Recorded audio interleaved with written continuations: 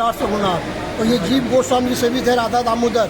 और जब मीराबाई आई थी वृंदावन में तो उनके से मिली थी जीव गोस्वामी जी से, यहीं पर ही उन्हीं के सेवित है राधा दामोदर जी जीव गोस्वामी जी। बड़े वाले हैं राधा वृंदावन चंद, ये कृष्णदास कविराज गोस्वामी जी के हैं जो उन्होंने चैतन्य चरितामृत ग्रंथ लिखे हैं। उधर एक और विग्रह है राधा माधव, राधा माधव कवि जयदेव गोस्वामी जी के हैं जो उन्होंने गीत गोविंद लिखे हैं। लास्ट में एक और है राधा छैल चिकन छलिया छैल बिहारी, ये भूगल गोस्वामी जी के हैं। यहाँ पर 4 गोस्वामी जी के 4 से भी ठाकुर हैं। और यहाँ जो विशेष दर्शन है वो है गिरिराज जी गोवर्धन जी की शिला। ये शिला स्वयं भगवान कृष्ण जी ने अपने हाथों से सनातन गोस्वामी जी को दिया। 6 गोस्वामी में सनातन गोस्वामी जी, उनके श्री ठाकुर है राधा मदन मोहन जी। तो सनातन गोस्वामी जी, उनका नित्य नियम था वृंदावन से पैदल चलकर गिरि गोवर्धन परिक्रमा करना डेली। यहाँ से 7 कोस जाना, 7 कोस आना और 7 कोस की परिक्रमा करना। तब वे वृंदावन में आके जल ग्रहण करते थे। जब एक दिन परिक्रमा देते देते व्याकुल होकर थक कर गिर पड़े तो भगवान जी को दया आ गई, उनको दर्शन दिया। बोले सनातन आप बहुत वृद्ध हो गए हो, परिक्रमा कर नहीं सकते हो, छोड़ दो। वो बोले नहीं प्रभु जब तक मैं जीवित हूँ, मेरे सांसों में सांस है, मैं परिक्रमा नहीं छोड़ूंगा। भगवान जी ने कृपा करके अपने हाथों से ये गोवर्धन शिला दी, उसमें 4 चिन्ह दिए। ये जो बड़ा वाला है ये भगवान कृष्ण जी का दाहिना चरण चिन्ह है। ये पूरा भगवान जी का चरण है बड़ा वाला। छोटा वाला जो नीचे है वो गाय का खुर है, गौ माता का पैर। एक और लाइन है वो लकुटी है, लाठी गैया चराने वाली। ऊपर एक और लाइन है वो है बंसी। 4 चिन्ह है। यही शिला देकर बोले उसको ले जाकर राधा दामोदर मंदिर में रखकर मंदिर की 4 बार परिक्रमा देने से गिरि गोवर्धन परिक्रमा फल प्राप्त होगा। बोलो गिरिराज महाराज की जय, राधा दामोदर लाल की जय, जय श्री राधे। आज हम उस भूमि के दर्शन करा रहे हैं जिनके लिए लोग लालायित रहते हैं। सीधे वृंदावन की भूमि, जहाँ एशिया में एक ऐसा मात्र दिव्य स्थान जहाँ से राधा और बलदाऊ एक दिव्य स्थान है, यहाँ सभी भक्त बड़ी संख्या में लगाए हुए दर्शन कर रहे हैं। कैमरा मैन से कहेंगे दिखाइएगा जो कृष्ण भक्त हैं, जिस धर्म पे चलने वाले हैं, उनको सीधे दर्शन कराइएगा। सीधे उस स्थान से राधा वल्लभ, जहाँ राधा के संग बलदाऊ जी दिव्य मूर्ति है, आप लोग भी दर्शन करिएगा सीधे उसी भूमि से।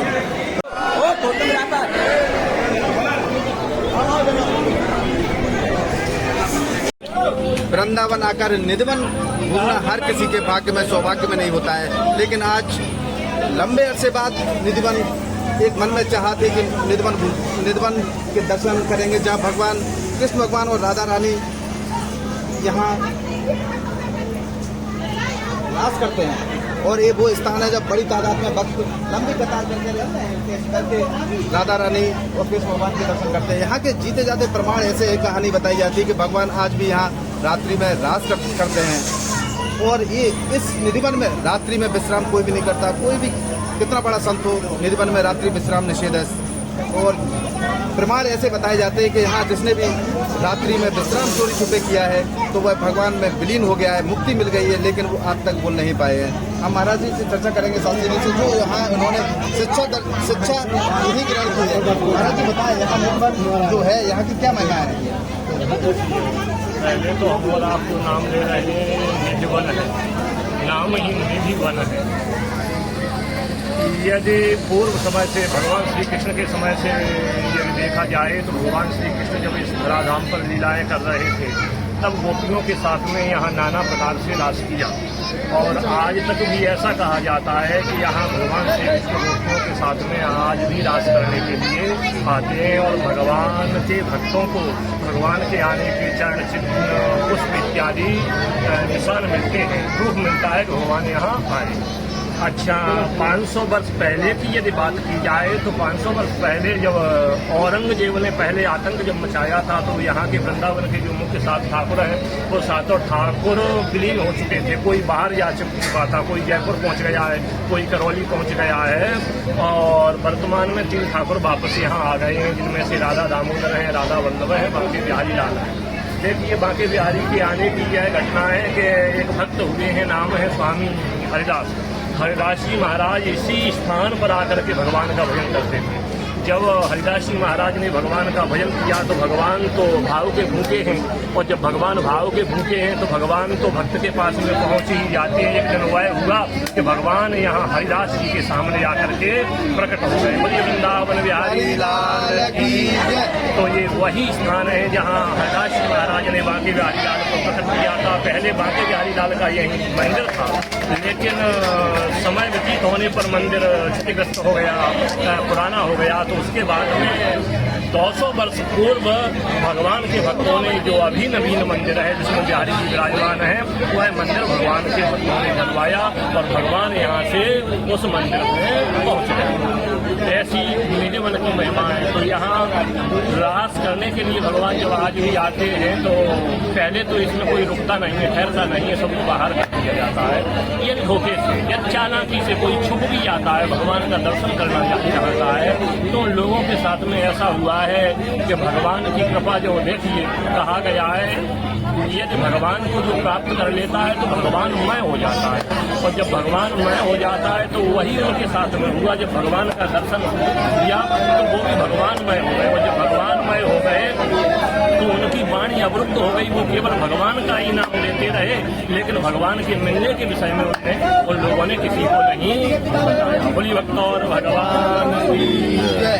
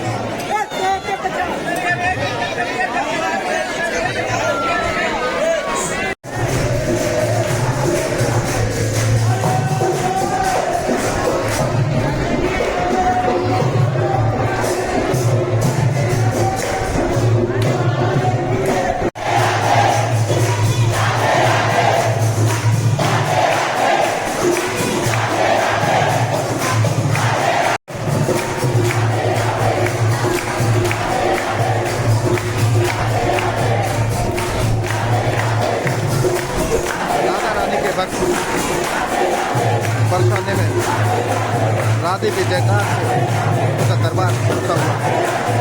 चंद मिनटों बाद उसका दरबार खुल जाएगा, भक्त सीधे उसके दर्शन करेंगे।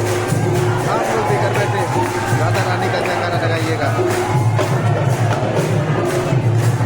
राधा रानी के जयकारों से पूजा उनका दरबार है।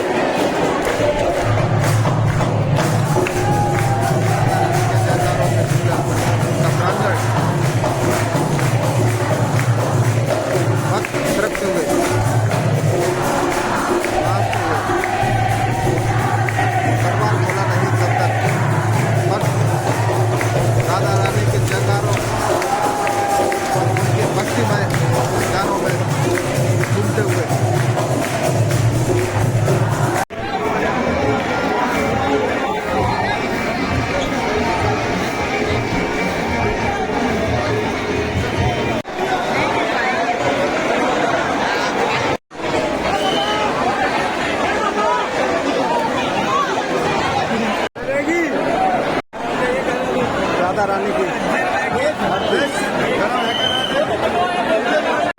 ये जो भक्त माला वो चुनने के लिए संघर्ष कर रहे हैं, उनसे हमारा यही निवेदन है कि फूल जैसे बनो, क्योंकि फूल सीधे राधा जी के दरबार में उनके चरणों में पहुंचा है। लेकिन आप लोग उस फूल जैसे बनने की विनती नहीं कर रहे हैं, सिर्फ फूल और